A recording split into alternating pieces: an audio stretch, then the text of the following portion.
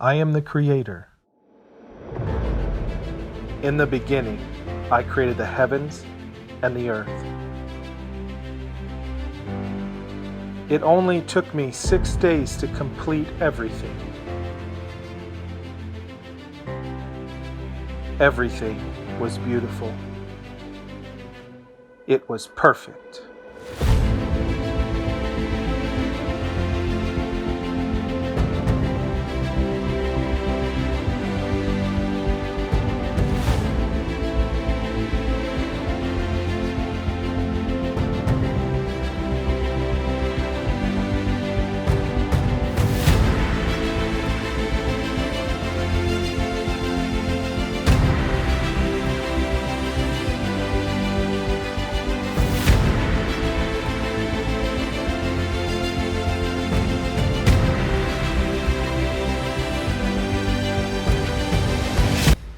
My creation rebelled against me. It ignored my commands. This sin brought destruction. Things are no longer perfect. The beauty has been tarnished. Death has arrived. I can hear their rebellion. I see their acts of violence.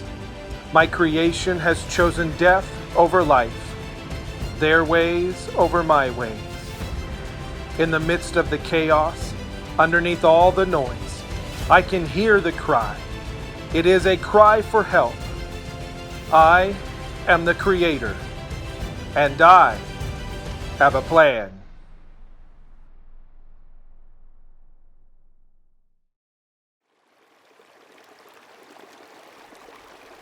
For I know the plans I have for you, plans to prosper you and not to harm you, plans to give you hope and a future. For I know the plans that I have for you, plans for peace and not for evil, to give you a future and a hope. Come with me over the next several minutes as I guide you through the plan that I have for a piece of my creation that has fallen. Looking upon this piece of creation, one might see only death. I don't. For my thoughts are not your thoughts, neither are your ways my ways. I can hear the cry for help from deep within. My creation calls to me. He wants to be made new. This is my son. He is a creator also. We share the same plan. He can hear the cry for help as well. This is the helper. He is also a creator. He also can hear the cry for help. Together, the three of us answer the call for help. We see a servant inside. In order to get the servant out and set him free, he has to be separated from the sin and death that consumes him. My son has agreed to do this. He knows what that will cost him, that he will get hurt. His love for our creation outweighs the pain that is to come. He begins the separation.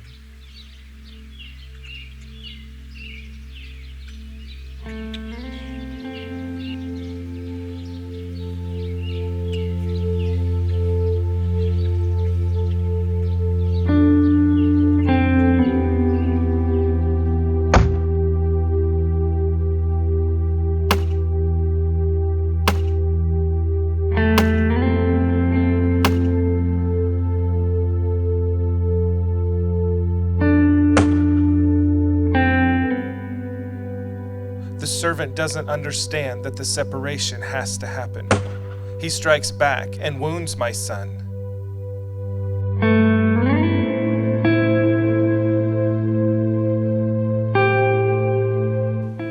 The helper is there. He raises my son back up. Through the pain, my son completes the job.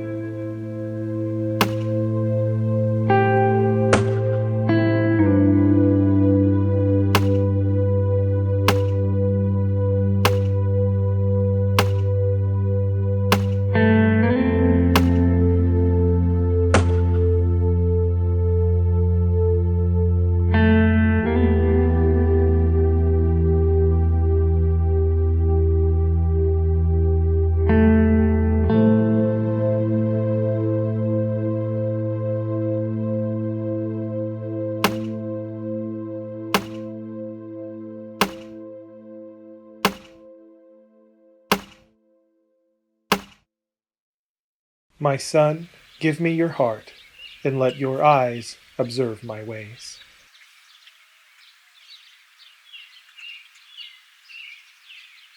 After the servant has been separated from the sin and death that has consumed him, after the price has been paid by my son, he has to be shaped. I have to reveal his heart. His old heart needs to be removed and replaced with my love. He has to be opened up.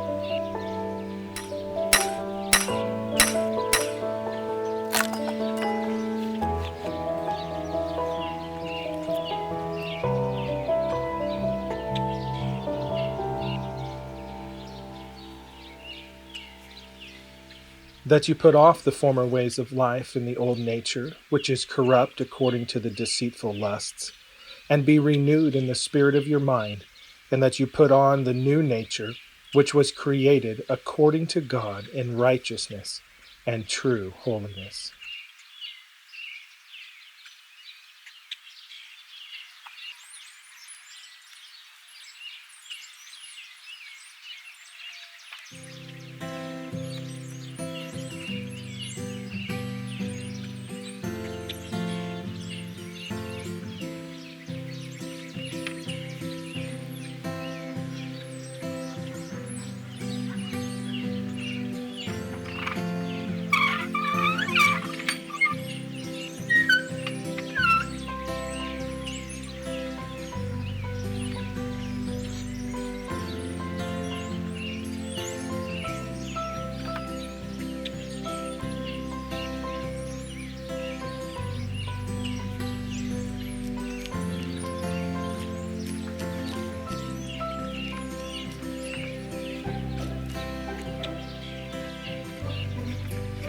Now that my creation has been separated from sin and death, it is time for me to begin his sanctification, or the process of separating himself unto me.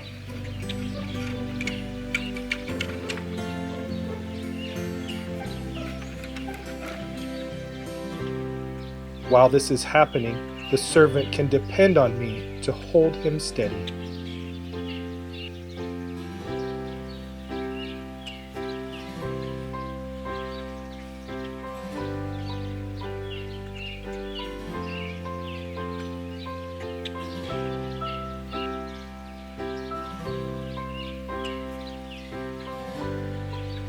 For God is the one working in you, both to will and to do his good pleasure.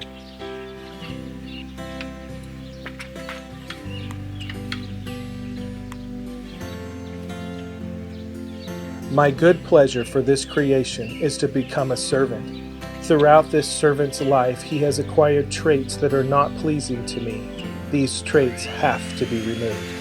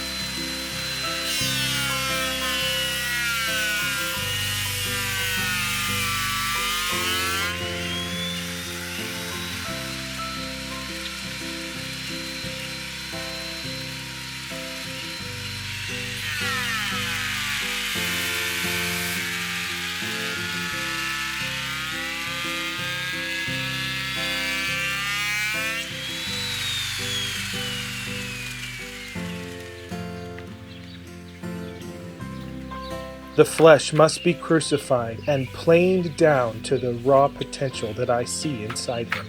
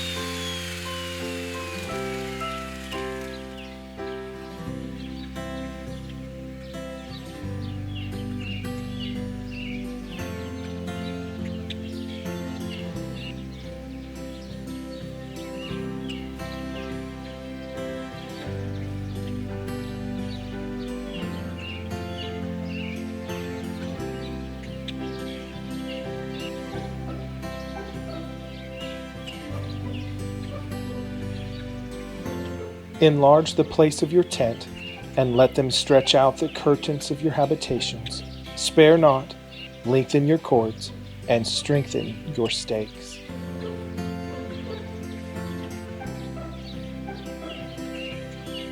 As the Creator, I am able to stretch the servant farther than he ever thought he could go.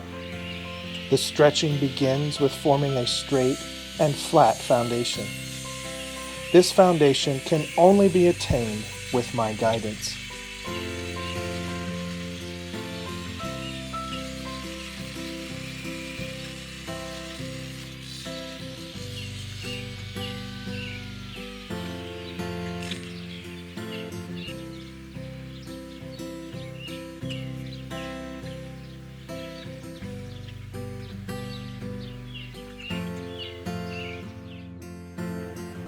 After a straight and flat foundation has been formed, I can begin stretching the servant, or the process of multiplying the servant as I see fit. Through the servant's faith and trust in me, I can use my wisdom and skills to enlarge the servant so he can carry the load that I am calling him to carry.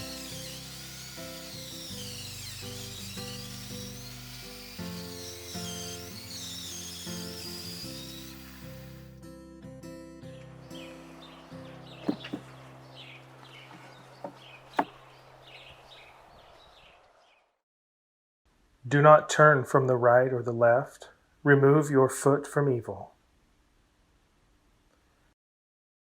The process of stretching or multiplying the servant to whom I believe he should be is painful for the servant.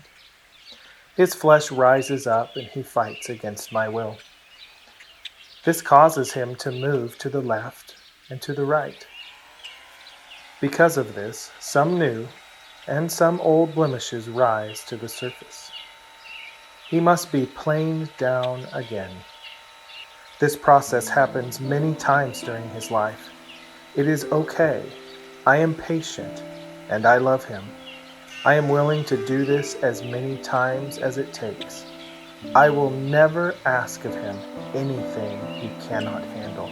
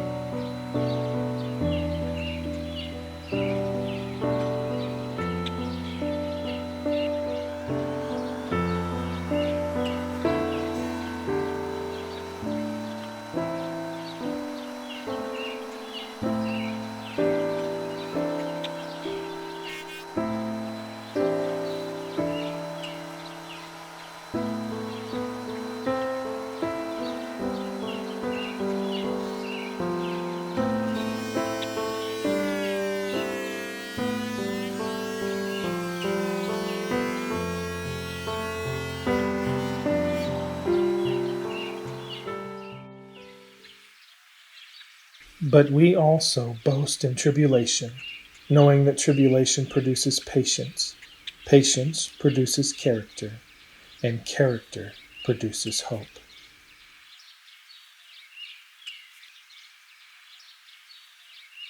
Now that the servant has been planed again, it is time for the pieces to be put together.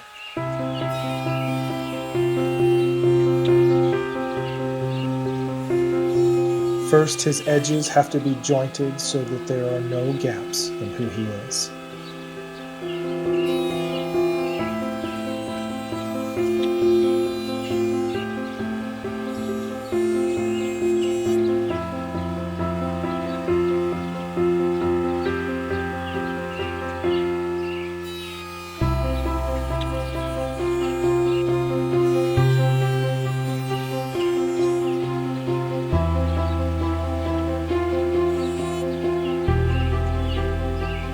Then, the tribulation must begin. I apply the adhesive that only I can provide.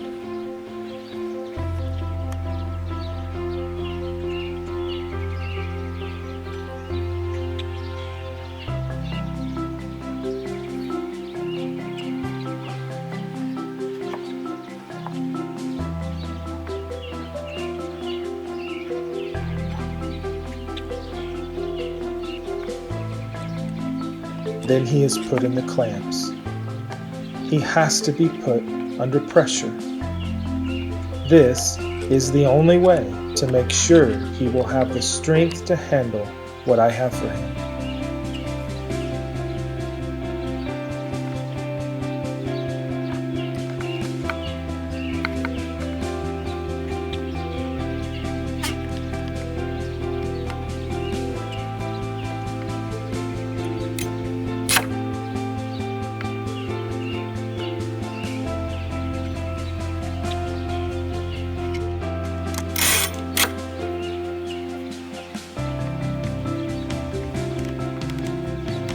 I know this will be hard for him, but when this process is complete, he will be strong. He will have a character he didn't have before. In this you greatly rejoice, even though now, if for a little while, you have had to suffer various trials, in order that the genuineness of your faith, which is more precious than gold that perishes, though it is tried by fire, may be found to result in praise, glory, and honor at the revelation of Jesus Christ.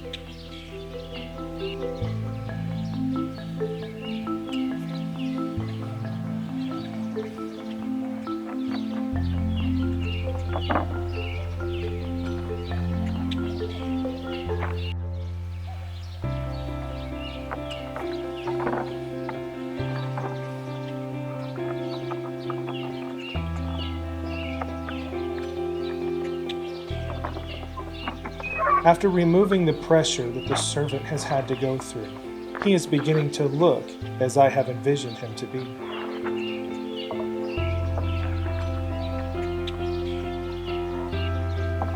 The bulk of the waste has been removed from the servant. Now I can begin working on the smaller details. It begins with one last pass through the plan. During the pressure of his tribulation, some more blemishes came to the surface. These are not as big as the blemishes at the beginning of this process, but have to be removed just the same.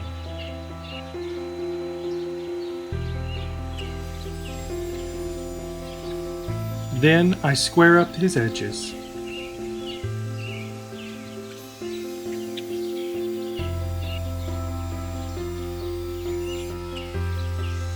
During the time that this servant was dead, before he called out to me for help, sin was in his life. This sin ate holes through the servant. The sin left behind scars and blemishes that can't be fixed with shaping.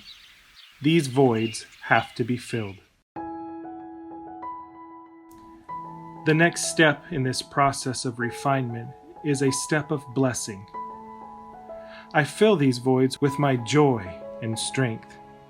Some voids are internal and just need filled. Others are scars on the outside. Through my power, I take these scars and turn them to good and use them as a highlight in the servant's service to me. I keep filling these voids until they are overflowing.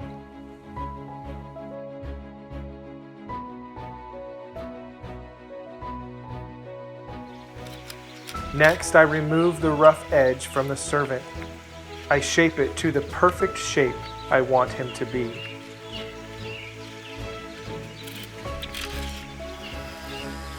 The last step in his refinement is the sanding. This will make him soft to the touch. I start with a low grit.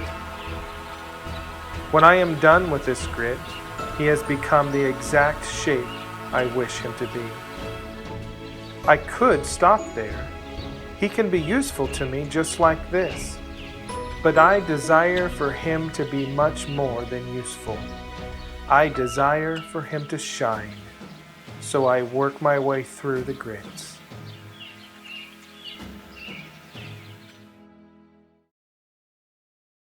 O Lord my God, you have done many wonderful works, and your thoughts toward us cannot be compared.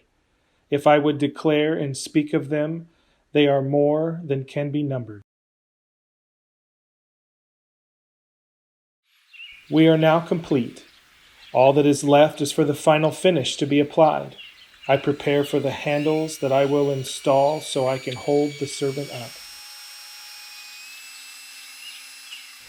Then I apply the finish. This brings out the beauty of my creation. Every brushstroke reveals the life and beauty I have given him.